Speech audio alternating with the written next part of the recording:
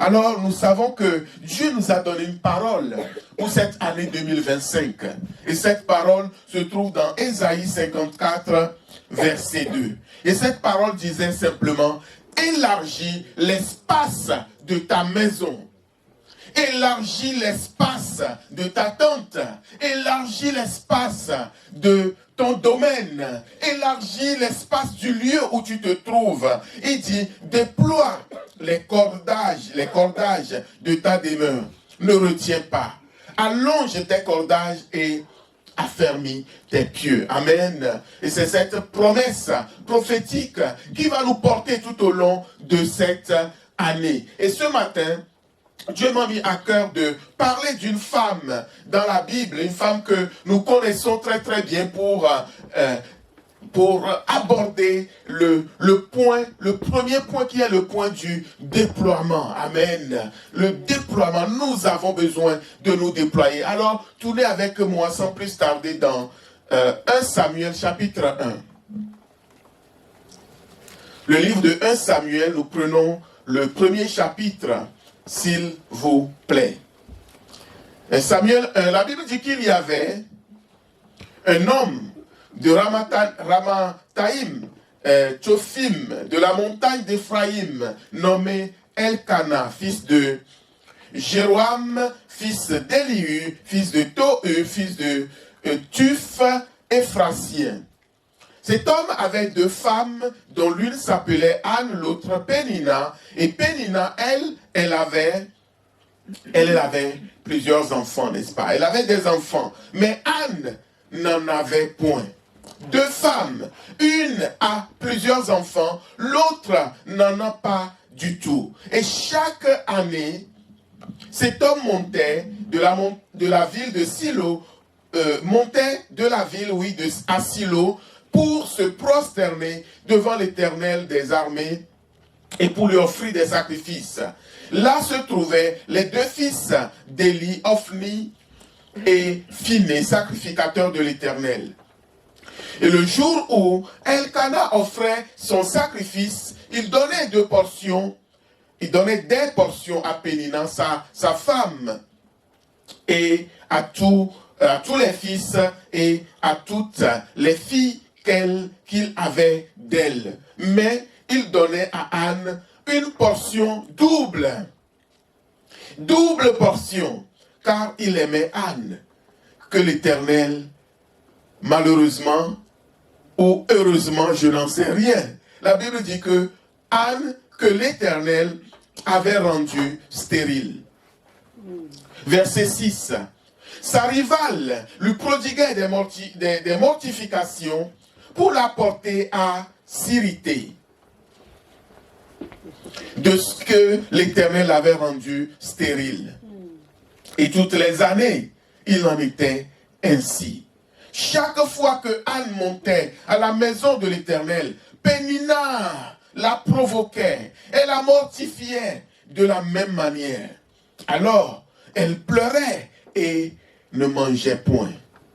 Elkana, son mari, lui disait, Anne, ma chérie, pourquoi pleures-tu? Et pourquoi ne manges-tu pas? Pourquoi ton cœur est-il si attristé? Est-ce que je ne vaux pas moi tout seul pour toi mieux que 10 fils? Anne se leva après que l'on eut mangé et bu à Silo. Le sacrificateur Élie était assis sur son siège près de l'un des poteaux du temple de l'Éternel. Et l'amertume dans l'âme, elle pria l'Éternel et versa des pleurs. Amen. Je vais m'arrêter là pour l'instant. Vous savez, frères et sœurs, Dieu nous demande de nous élargir, de déployer notre tente. Amen. Dieu nous demande de déployer notre cordage. Mais le problème ici, nous voyons deux femmes. Une avait plusieurs enfants et l'autre n'en a même pas un seul. Elle n'a même pas un seul. Et la Bible dit que Anne pleurait beaucoup. Elle venait dans la maison de l'Éternel. Chaque année, cette famille se déplaçait pour aller à Silo, pour offrir des sacrifices à l'Éternel. C'était ainsi la pratique parmi les Juifs à cette époque. Mais Anne avait des ambitions. Mais Anne n'avait pas de vision pour Dieu. Anne avait des ambitions. Elle voulait avoir des enfants. Et souvent, nous aussi, nous avons des ambitions, frères et sœurs. Et c'est de ça que Dieu veut nous parler ce matin. Mes amis, nous avons nos ambitions. Il y a une différence entre ton ambition et la vision de Dieu pour toi. Il y a une différence entre ton ambition et le plan de Dieu pour toi. Anne avait des ambitions. Elle voyait sa coépouse qui était heureuse au milieu de ses enfants. Vous imaginez? Cette femme, elle avait plusieurs fils et plusieurs filles. Donc vous pouvez imaginer la scène. Anne qui pouvait être de son côté dans sa pièce, dans sa chambre, de l'autre côté, toute seule. Et l'autre Pénina avec tous ses enfants. Les filles seraient en train de dire, oh maman, on va te tresser, on va te coiffer. Les garçons qui seront là en train de raconter des blagues. Et Pénina qui sera en train de rigoler. Mais Anne de son côté, toute seule. Elle pleure. Elle pleure. Et le problème c'est que lorsque nous nous comparons aux autres, mes amis, nous ne verrons jamais la vision que Dieu a pour nous. Lorsque nous nous comparons aux autres, nous ne verrons jamais le plan que Dieu a pour nos vies. Anne se comparait en fait à Pénina. Elle se comparait à elle. Et de la comparaison avec les autres vient beaucoup d'ambition. De notre comparaison, quand nous nous comparons aux autres, vient des ambitions. Ah, la fille de telle, elle a fait ça. Ah, donc moi aussi, ma fille doit faire ça. Est-ce que vous voyez? Oui, la fille de telle vient de construire un gros château là-bas, dans le village là-bas. Moi aussi, ma fille, il faut à tout prix qu'elle construise une maison là-bas. Ça, c'est une ambition, ce n'est pas une vision. Parce que les ambitions sont orientées par des désirs personnels. Ah, l'autre vient de se marier. Mais moi aussi, je suis en train de prendre de l'âge. Faut que je me marie aussi. Oh là là, faut que je me marie. Je viens d'avoir 30 ans. C'est pas possible. Oh là là. Et les gens sont là à te demander, est-ce que tu as déjà trouvé le fiancé? Chaque fois que tu vois un oncle, alors le fiancé il est où? Tu vois une tata, alors le fiancé il est où? Donc, il faut à tout prix que moi aussi je me marie. Vous voyez, nous sommes portés par le regard des autres. Nous vivons dans un monde où, même au niveau familial, nous subissons des pressions. Anne était sous pression parce qu'en Israël, une femme qui n'avait pas accouché, c'est vraiment quelque chose de grave. Donc, Anne subissait cette pression. Chaque année qu'elle venait dans la maison de l'Éternel, elle priait fort. Elle priait fort. Mais cette prière forte, mes amis, n'était pas orientée selon la volonté de Dieu, selon la vision de Dieu. Et la Bible dit que Dieu l'avait rendue stérile. Alors moi je me dis, mais Seigneur, ça veut dire que tu peux rendre quelqu'un stérile tant que sa vision ne correspond pas à ta volonté. Tu peux rendre quelqu'un stérile juste parce que la personne, ses pensées ne sont pas encore alignées sur ta volonté parfaite. Amen. Anne avait des ambitions. Le regard des autres. Ce que les autres disent. Je vois dans les familles, il y a beaucoup de comparaisons. Le Saint-Esprit a beaucoup mis le doigt sur ces choses. Nous avons beaucoup de comparaisons dans nos familles. Oh, l'autre, il a une maison. Moi aussi, il faut qu'à tout prix, je puisse avoir une maison. L'autre vient de construire. Moi aussi, à tout prix, il faut que je construise. L'autre vient d'acheter un grand pavillon. Moi aussi, il faut qu'à tout prix, j'achète un grand pavillon. Oh, l'autre a accouché. Oh là là, il faut que moi aussi, à tout prix, j'accouche. Et les gens se comparent. L'autre vient d'avoir un poste bien payé. Moi aussi, il faut que je trouve un poste bien payé. Nous nous comparons les uns aux autres, mes amis. Mais ça, ce n'est pas la volonté de Dieu. Amen. Les comparaisons, les désirs personnels ne sont pas toujours en phase avec la volonté parfaite de l'Éternel. Et Anne, chaque année, était dans cette dimension et sa prière ne pouvait pas être exaucée. Pourquoi? Parce que Dieu avait quelque chose de meilleur pour elle. Dieu avait quelque chose de meilleur pour cette femme, mes amis. Et ce matin, je suis venu te dire que Dieu a quelque chose de meilleur pour toi. Amen.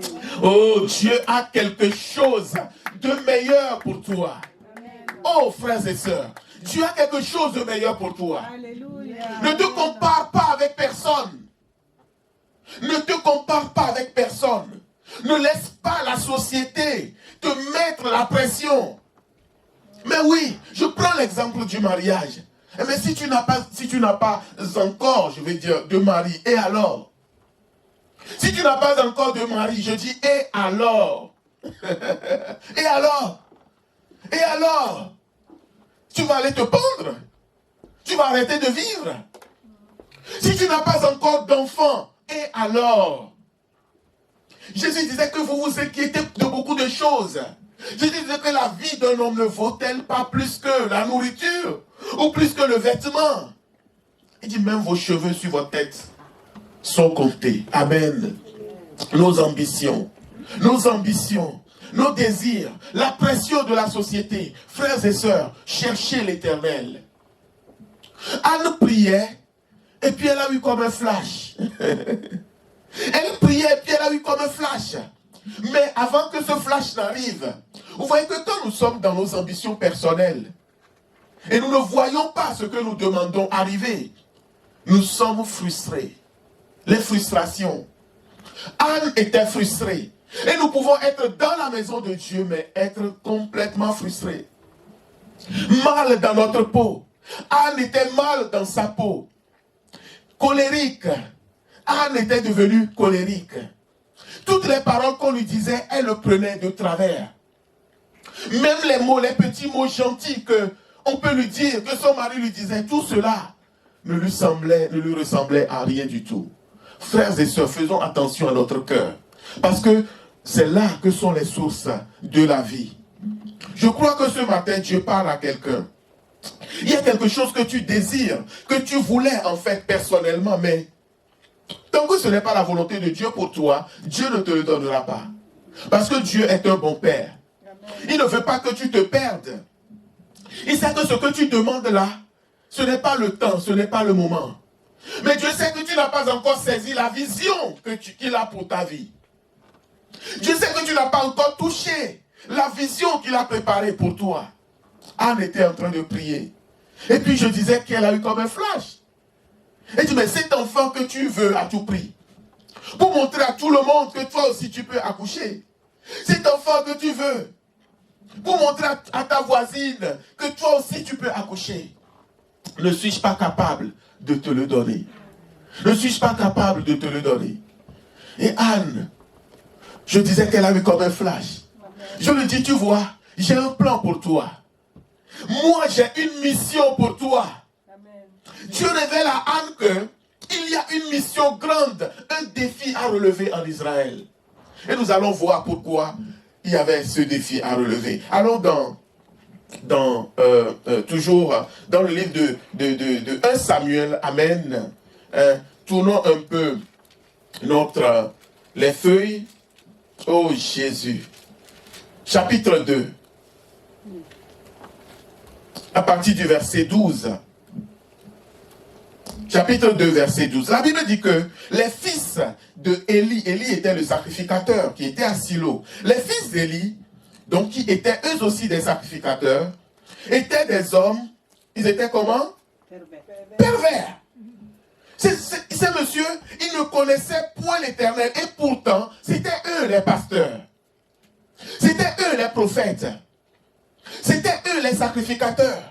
C'était eux les prêtres, c'était eux les papes, c'était eux les évêques. Donnez-leur tous les noms religieux que vous voulez. C'étaient des hommes pervers. Ils ne connaissaient point l'Éternel. Et voici quelle était la manière d'agir de ces sacrificateurs à l'égard du peuple. Pas à l'égard de Dieu, à l'égard du peuple. Lorsque quelqu'un offrait un sacrifice, le serviteur du sacrificateur arrivait au moment où l'on faisait cuire la chair. tenant à la main une fourchette à 3 dents. Il piquait dans la chaudière, dans le chaudron, dans la marmite ou dans le pot. Tout ce qui pouvait piquer, assiette, marmite, pot, chaudière, il n'y a pas de limite. Tous les endroits où ils peuvent voler, la fourchette à 3 dents pouvait y arriver. Ils envoyaient leurs sacrificateurs pour prendre tout. Amen. Et c'est ainsi qu'ils agissaient à l'égard de tous ceux d'Israël qui venaient là à Silo. Même avant qu'on fît brûler la graisse, le serviteur du sacrificateur arrivait et disait à celui qui offrait le sacrifice, donne pour le sacrificateur de la chair à rôtir. Il ne recevra de toi point de chair cuite, c'est de la chair crue qu'il veut. Vous voyez comment ces hommes agissaient? Quand les gens venaient offrir un sacrifice à l'Éternel, normalement on brûlait le sacrifice. Et c'est la graisse qui est brûlée, qui monte devant l'Éternel. Est-ce que vous suivez? C'est après cette phase que les sacrificateurs pouvaient manger de la viande de ce sacrifice. À l'Éternel d'abord. Les gens venaient pour offrir d'abord à Dieu. Mais ces messieurs, ils disaient non. Nous, on ne veut pas de la viande cuite. On veut les bons morceaux bien saignants là. La dernière fois, j'étais dans un restaurant. J'ai demandé bien cuit, on m'a fait un saignant. Je n'ai pas pu manger. Ils disent non, nous, on veut du saignant. On ne veut pas du cuit. Non. Arrêtez, attendez d'abord. Les gens disent non, on va d'abord brûler la graisse à l'Éternel. La graisse qu'il y a dans la viande. Toute cette graisse doit être brûlée à l'Éternel. Ils disent, oh, laissez tomber. Donne-nous nos morceaux. Et ils prenaient les morceaux. Et ils partaient. Les gens étaient contrariés. Les gens étaient gênés. Les gens étaient embêtés. Ils disaient, ah, c'est quoi cette manière d'offrir à Dieu? Nous, on est là. On voulait d'abord offrir à l'Éternel. On voulait d'abord sacrifier à l'Éternel. Mais ces gens, ils n'avaient pas de limite. On était à quel verset? Verset 6. On a dépassé le 6. 16, voilà. Amen. Et l'homme lui disait, quand on aura brûlé la graisse, tu prendras ce qui te plaira. Quand on aura fini de brûler la graisse à l'Éternel, vous pouvez prendre ce qui vous plaît. Mais le serviteur dit non. Non. Tu donneras maintenant. Sinon, je prends de force. Tu donneras maintenant, sinon je prends de force. Quand je préparais ce message, je dis, mais Seigneur, c'est incroyable. Vous savez, les offrandes appartiennent à l'Éternel. Les offrandes dans la maison de l'Éternel appartiennent à Dieu. Moi, je me mets à la place des familles qui viennent à l'église, qui disent, je veux donner à Dieu. Les gens donnent à Dieu. Aujourd'hui, nous venons, nous donnons. Quand nous mettons notre argent dans la corbeille, où nous faisons des virements, c'est d'abord à Dieu que nous donnons. Mais oui, que bien sûr qu'il y a des besoins à couvrir. Mais oui, bien sûr que peut-être les serviteurs, ceux qui sont les serviteurs de l'église peuvent aussi en bénéficier de ce qui est donné pour l'œuvre de Dieu. Mais, en tant que pasteur, en tant que leader, je ne peux pas, ou nous ne pouvons pas nous permettre de prendre d'abord tout ce qui est donné à Dieu. Est-ce que vous voyez l'image? Ce qui est donné à Dieu, c'est à Dieu. Ce qui est donné à Dieu, c'est à Dieu, mes amis. Nous devons avoir cette crainte. Mais les enfants de Élie, Phiné et son frère, ça ne leur posait aucun problème. Il dit que si vous ne nous donnez pas, nous allons prendre comment? De force. Alors là, ça va commencer. Vous avez compris maintenant. Si tu ne veux pas donner, je vais prendre de force. Je vais dire, hé, toi, j'ai vu que ton mari, j'ai vu, il a eu un accident grave. Oh, ce que je vois là, c'est pas bon. 1000 euros. 1000 euros pour arranger ça. Si tu ne donnes pas, je vais prendre de force. Oh, je n'ai pas de travail. Je viens de trouver un travail. Mais écoute, ton premier salaire, tu me donnes. Pourquoi? Non, non, non, parce que c'est Dieu qui t'a donné. Tu dois me donner ton premier salaire. Ainsi de suite. Il prenait les offrandes de force. Il ne laissait pas Dieu prendre premièrement ce qui lui était réservé. Verset 17. Ces jeunes gens se rendaient coupables devant l'Éternel d'un très grand péché.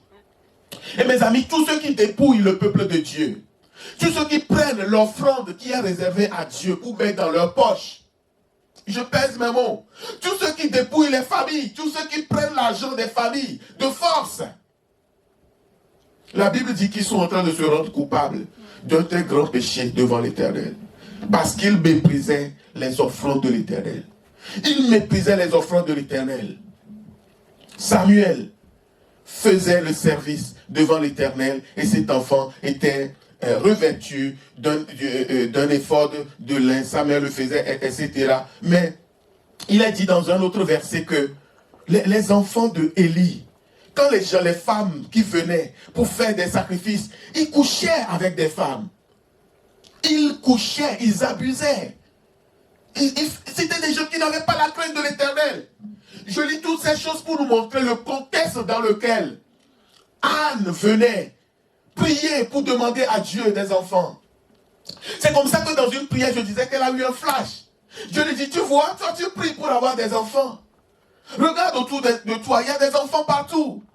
Mais moi, je cherche une femme qui va m'accoucher un enfant. Je cherche une femme qui va m'accoucher un enfant. Et cet enfant ne sera pas comme tous les autres enfants. Cet enfant sera différent des autres garçons. Ce garçon, il sera différent des autres garçons. Cette fille, elle sera différente des autres filles. Anne dit, ouais. Et Dieu dit, toi, je t'ai trouvé. Vous voyez? Et c'est à ce moment que Anne va comprendre réellement le plan de Dieu pour sa vie, la vision de Dieu pour sa vie. Mes amis, vous voyez qu'il y a un écart entre les ambitions initiales de Anne et maintenant ce qui se passe. Dieu dit que dans ma maison, il y a un désordre incroyable. Dans ma maison, il y a un désordre incroyable. Moi, j'ai besoin d'un fils qui va ramener de l'ordre en Israël. J'ai besoin d'un véritable libérateur pour Israël. Un véritable sacrificateur qui a en lui la crainte de l'Éternel. Un véritable serviteur de Dieu qui ne va pas piquer avec la fourchette à trois dents dans l'assiette, dans la chaudière, dans le pot, etc. N'importe où lui prend. Un véritable serviteur qui ne va pas coucher avec les filles ou va chercher la femme des autres. Les gens qui venaient pour adorer, c'était des pervers. C'est ce que la Bible dit. Ils ne craignaient pas l'Éternel. Ils ne laissaient pas Dieu d'abord profiter de la graisse. Non, non, non, ils prenaient tout.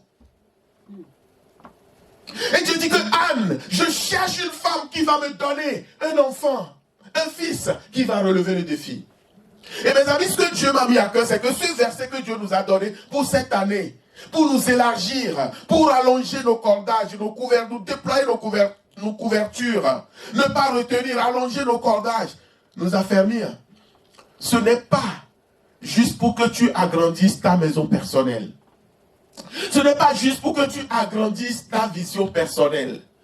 Ce n'est pas juste pour que tu construises une maison, je ne sais où, pour montrer à tout le monde que, ah, moi aussi, j'ai construit là-bas. Donc, Dieu dit à Anne, il y a une opportunité à saisir. Il y a une opportunité à saisir. Amen. Et frères et sœurs, ce matin, je crois que en 2025, il y a une opportunité à saisir. Il y a une opportunité à saisir. Dieu veut t'utiliser. Dieu veut te donner un fils. Parce que Samuel, c'est Samuel que Dieu va donner à Anne. Samuel, lui tout seul, il vaut plus que 100 fils. Hein? Soyons sérieux, n'est-ce pas? Est-ce qu'on a entendu parler du nom des enfants de Péninan dans la Bible? Non. Quel est le nom des enfants de Péninan? On ne connaît pas. Est-ce que vous voyez l'image? Mais Dieu va donner un fils à cette femme. Et de ce fils va sortir quelque chose de glorieux. Samuel était l'un des prophètes, je dis était, Samuel est, de tous les temps, l'un des plus grands prophètes. Du même rang que les Isaïe, les Élie. Samuel, un grand prophète de l'Éternel. Mes amis, ce que tu demandes à Dieu, Dieu a mieux pour toi. Amen. Ce que tu convoites, Dieu a mieux pour toi. Amen. Ne crains pas, ne doute pas. Mais comment faire pour pouvoir télécharger? C'est le mot que j'ai reçu. Comment faire pour télécharger ce plan de Dieu? C'est dans la prière. C'est dans la prière. Si tu es là seulement, tu regardes aux gens, tu écoutes les gens, tu vois les réseaux sociaux, tu ne peux pas télécharger ce que Dieu veut faire avec toi. Tu ne peux pas télécharger le plan que Dieu a déjà décidé pour toi. Non, c'est dans la prière. C'est en priant que Anne a découvert que je suis dans un combat inutile. Je suis en train de lutter contre une femme qui ne peut même pas arriver à mes chevilles, spirituellement. Pourquoi? Parce qu'elle a peut-être 10 enfants ou 12 enfants. Anne n'en avait pas. Mais en fait, spirituellement, Pénina n'arrive pas aux chevilles de Anne. Pénina n'arrive pas aux chevilles de Anne. C'était une femme querelleuse. C'était une femme qui méprise les autres. C'était une femme qui cherche des problèmes, les intrigues. C'était une femme qui n'a pas compris que c'est Dieu qui lui a donné tous ses enfants. Les enfants qu'elle avait, c'était une occasion pour provoquer les autres. Tu m'as pas vu, tu m'as bien vu, tu as vu mes enfants, tu as vu ma maison, et comment tu peux oser? Donc c'était une femme hautaine. Mais quand Anne est rentrée dans la prière, elle va découvrir que je suis béni, je suis choisi. Alléluia. Le premier fils que Dieu va lui donner va être une grande bénédiction pour Israël. Et il est encore une bénédiction pour nous jusqu'à ce jour. Amen. Oh frères et sœurs, que Dieu puisse nous aider, amen, à réellement rentrer dans la vision de Dieu. Amen. Éphésiens 3. Tournez avec moi, Éphésiens 3, verset 20. C'est un verset que nous connaissons. Dieu peut faire infiniment. Amen. 3, 20. Or, à celui qui peut faire, par la puissance qui agit en nous, infiniment et au-delà de tout ce que nous demandons ou pensons. À lui soit la gloire dans l'Église, en Jésus-Christ, dans toutes les générations, au siècle des siècles. Amen. Amen. Ce verset dit que Dieu peut faire. Ça, par sa puissance qui agit en nous, il peut faire infiniment au-delà de tout ce que nous demandons ou pensons. Au-delà de tout ce que nous demandons ou pensons. Que demandes-tu, mon frère, ma soeur? Que penses-tu? La Bible nous dit que Dieu est capable de faire. Aïe, aïe, aïe, aïe, aïe, quelque chose se passe. Dieu est capable de faire infiniment au-delà de ce que toi tu es en train de demander. Ce que tu es en train de penser, Dieu est capable de faire. Au-delà, par sa puissance qui agit en nous. Le jour où Anne a saisi, elle a changé sa prière. Elle dit, Seigneur, me voici, je suis prêt. Je veux te donner ce fils. Je veux te donner ce fils. Je suis pressé d'accoucher cet enfant. Je le vois déjà, il est le plus. Il n'est pas dans les intrigues de la maison de mon mari. Mais il est dans la maison de l'Éternel pour relever de grands défis. Amen. Amen. Il est dans la maison de l'Éternel pour servir l'Éternel. Il est dans la maison de l'Éternel pour être un bon leader pour Israël. Il est dans la maison de l'Éternel pour changer le cours des événements. Parce que vous savez quoi? Plus tard, il va y avoir une guerre. Israël va perdre les enfants, les enfants de Élie, là, les faux sacrificateurs, qui n'ont pas la crainte de Dieu, là. Et ils vont amener l'arche. Ils sont allés là-bas, avec le col bien arrangé. Ils étaient morts à la guerre. Dieu les a tous enlevés. Je ne vais pas dire balayer, c'est trop méprisant. Je ne vais pas dire balayer. Moi-même, je suis pasteur. Donc cette parole, elle s'adresse d'abord à nous. Dieu les a dégagés. C'est plus light. Oui, Dieu les a enlevés. Le jour où la mauvaise nouvelle, l'arche de Dieu a été prise à la guerre par les ennemis. Le jour où la nouvelle est arrivée à leur père, il était vieux, assis. Lui, il est tombé comme ça. Il est mort. C'est comme ça que Dieu va donner le ministère à Samuel, qui va être un bon serviteur de Dieu. cette année 2025, beaucoup de choses vont se passer. Je parle, c'est des choses que j'aime pas, c'est des choses que je voulais pas, c'est des choses que je n'aime pas trop dire. Mais comme maintenant c'est les réseaux sociaux qui coiffent tout, je le dis quand même. Beaucoup de choses vont se passer. Beaucoup de soi-disant serviteurs pervers, mettez tous les termes que vous voulez, Dieu va les mettre de côté. Vous savez, moi, les gens pensent que Dieu est si faible qu'il va laisser l'église dans le désordre comme ça. Vous croyez? Dieu est tellement faible que, parce que le prix d'une âme, c'est trop cher. Le prix d'une âme, c'est trop cher devant Dieu. Les gens pensent que maintenant il y a les réseaux sociaux. Donc tout le monde, toi aussi tu peux allumer la caméra, tu parles, tu dis ce que tu veux. Mais tu n'as de compte à rendre à personne, oui. Mais tu as de compte à rendre à quelqu'un. À Dieu. Amen. Amen. Tu as de compte à rendre à Dieu. Donc Dieu va faire le ménage. Dieu va mettre des gens de côté. Dieu va arrêter des personnes. La Bible dit qu'il y aura des scandales. Mais malheur à celui par qui le scandale va arriver. 2025, année de scandale. Dans l'église, il va y avoir des scandales. Et c'est là où il va y avoir le tri en fait. Parce que ceux qui appartiennent réellement à Jésus, ils ne vont pas être déstabilisés par ces scandales. Mais ils vont maintenant réellement chercher l'Éternel. Vous imaginez que à l'époque de Élie, où ses fils faisaient n'importe quoi, mais des gens vont arrêter d'aller à Silo. Il y a des personnes qui vont dire, moi je ne vais plus là-bas. Quand tu vas offrir ton sacrifice, on te le prend de force, tu n'en veux pas encore brûler la graisse, on a déjà pris les morceaux de viande. Je suis allé là-bas avec ma fille, eh bien, il y a un qui a couché avec elle, moi je ne mets plus mon pied là-bas. Nous n'allons plus. Et plusieurs doivent arrêter d'aller à Silo pour cette raison. Mes frères et sœurs, quand Dieu a suscité Samuel, quand Dieu a installé Samuel dans son office, les choses ont changé. Amen. Les voyous, les voleurs, les délinquants, Dieu les a tous mis de côté. Parce que Dieu, il est assez grand pour se défendre. Amen. Il n'a pas besoin des hommes, alléluia. Et nous devons prêcher ces choses. 2025, Dieu va faire. 2025, Dieu va susciter de vrais serviteurs. Dieu va susciter de vraies servantes. Des hommes et des femmes qui ont en eux la crainte de l'Éternel. Et le caractère de Jésus. Le caractère qui colle avec le livre saint. Je vous assure, Dieu va le faire. Alléluia.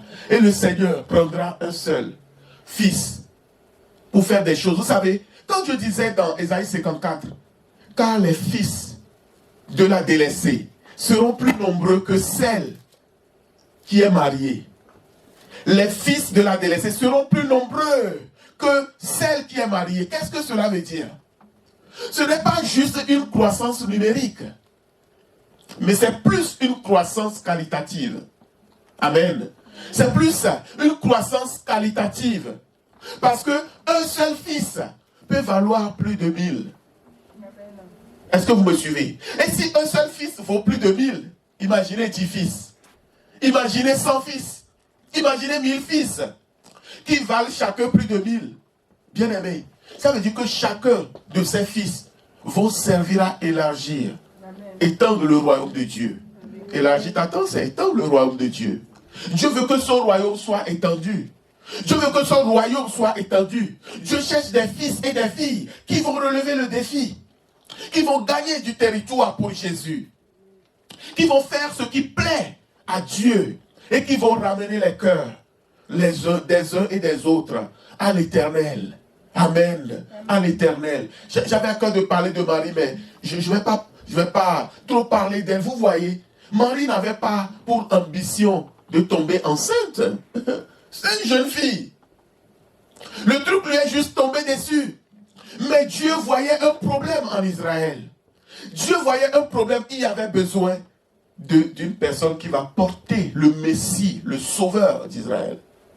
C'était ça le défi. Donc Dieu cherchait en Israël une personne qui pouvait relever ce défi. Mes amis, que notre prière cette année soit: Seigneur, utilise-moi pour relever le défi. Utilise-moi pour étendre ton royaume. Utilise-moi pour élargir l'espace de ton royaume. Utilise-moi et vous verrez ce que Dieu va faire au travers de vos vies. Que la gloire de Dieu se lève sur notre monde. Amen. Parce que ce qui se passe dans l'église, moi je suis une sentinelle. Et j'observe tout ce qui se passe dans le monde chrétien. Nous allons prier le Seigneur. Que ce soit en Europe, que ce soit en Amérique, que ce soit en France. Les nouvelles ne sont pas bonnes. Et avec les réseaux sociaux, quand une mouche meurt dans un village quelque part, tout le monde est maintenant au courant. Donc ça veut dire que si un soi-disant, je mets des guillemets, soi-disant serviteur de Dieu, fait des bêtises dans un pays lointain là-bas, toute la terre est tout de suite au courant. Vous imaginez? Vous imaginez le drame? C'est pour ça que nous avons besoin de prêcher l'évangile. Je vous assure. C'est pour ça que nous sommes en train de nous préparer, de nous équiper pour prêcher l'évangile. Oui, je vous assure. Sinon, nous allons rester là. Mais c'est que des comédiens. Ils sont là, ils ont le micro ouvert jour et nuit pour distraire le peuple de Dieu. Pour éloigner les cœurs loin de Dieu. Pour poser des actes qui sont totalement contraires à la parole de Dieu. Mais nous devons nous lever. Amen. Amen. Nous devons nous lever. Alléluia. Alléluia. Frères et sœurs, priez pour nous. Priez pour nous. Alléluia. Demandez l'aide de Dieu. Pour nous. Nous avons besoin, frères et sœurs, que la lumière de Dieu luise. Amen. Nous avons demandé, Seigneur, fais luire ta lumière. Amen. Ce que tu as fait en Israël. Les fils, les bandits là, de la clique des enfants de Élie, Dieu les a tous enlevés. Que le Seigneur lui-même fasse manifester sa gloire. Amen. Moi je pleure pour l'Afrique. Je pleure pour l'Afrique, surtout l'Afrique. Nous allons demander la grâce de Dieu. Beaucoup disent qu'ils prient, mes amis, mais ils n'ont pas encore rencontré Jésus. Il y en a des millions. C'est un autre christianisme. C'est un autre christianisme qui n'a rien à voir avec le véritable christianisme de la parole de Dieu. Chacun fait comme il veut. Bien, chacun fait vraiment comme il veut. Nous allons prier, Seigneur, fais briller ta lumière. Fais briller ta lumière. Éteins des caméras. Dieu a besoin d'éteindre des caméras. Dieu a besoin de fermer des bouches. Je vous assure. Dieu a besoin de le faire. C'est notre responsabilité de prier.